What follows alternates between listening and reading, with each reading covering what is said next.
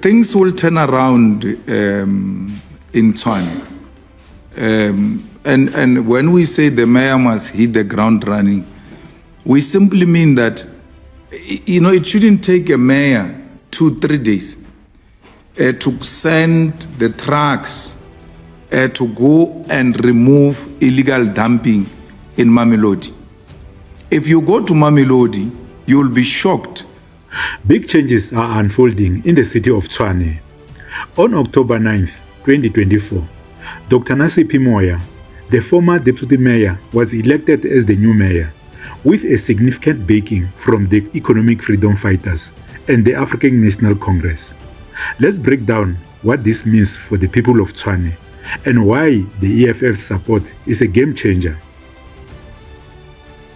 The EFF leader, Julius Malema, welcomed Dr. Moya's election, emphasizing a renewed focus on equal service delivery across all areas of Tshwane, particularly in previous disadvantaged communities such as Atteridgeville, Mamelodi, Ga-Rankuwa, Soshanguve, and Ulvenhout-Bosch. Malema said, "We call on the newly elected mayor to hit the ground running, consult the collective, and deliver services to all the people of Tshwane. No more prioritizing based on race, like under the former administration." We welcome the election of the new mayor of the city of Tshwane, Dr. Nasiphi Moya of Action SA, who was elected by an overwhelming majority of democratically elected councillors in Tshwane. The people of Hammanskraal, Soshanguve, Atteridgeville, Mamelodi, and Ga-Rankuwa have been neglected, left to live alongside illegal dump sites without clean and dependable water, while white suburbs were given maximum attention. Many of the suburbs dominated by white people are well maintained with working street lights, painted roads, and road signs that are well maintained. We call on the newly elected mayor to hit the ground running, consult the collective, and deliver services to all the people of the city of Tshwane and avoid prioritizing areas on the basis of race like the former mayor. For years, there has been a stark difference between service delivery in suburban areas and townships. The EFF, alongside the ANC, has pledged to change this. With Dr. Moya in power, they hope to shift resources and attention to underdeveloped parts of the city.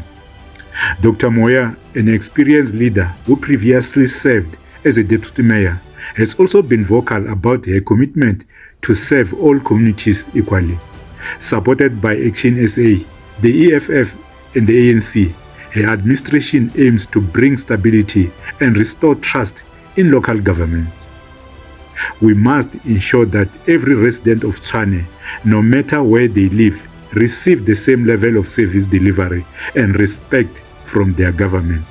That is Dr. Moya speaking. Residents of Tshwane, hear me clearly.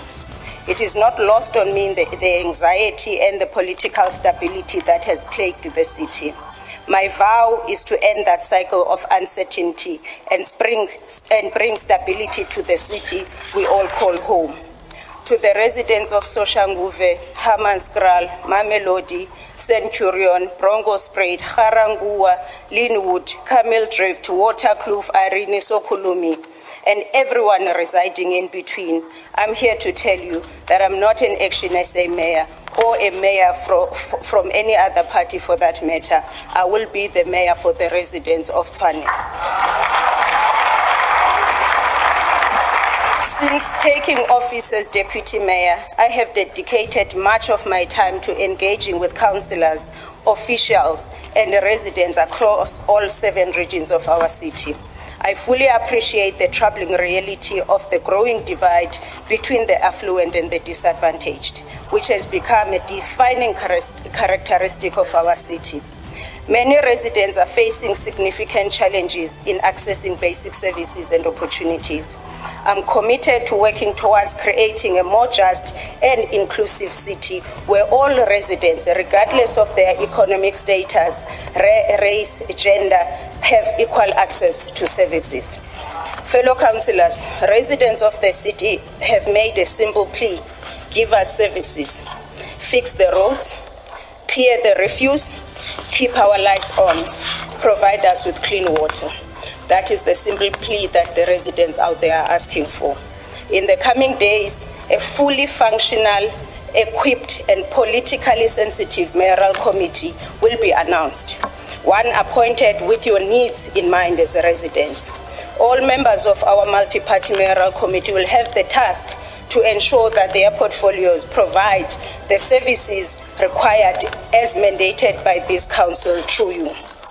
And as I vow to my fellow residents today to make our city feel safe, make our sewers, pipes and water provision a well of dignity to all residents, including those in Hammanskraal who will soon receive potable water after years of efforts.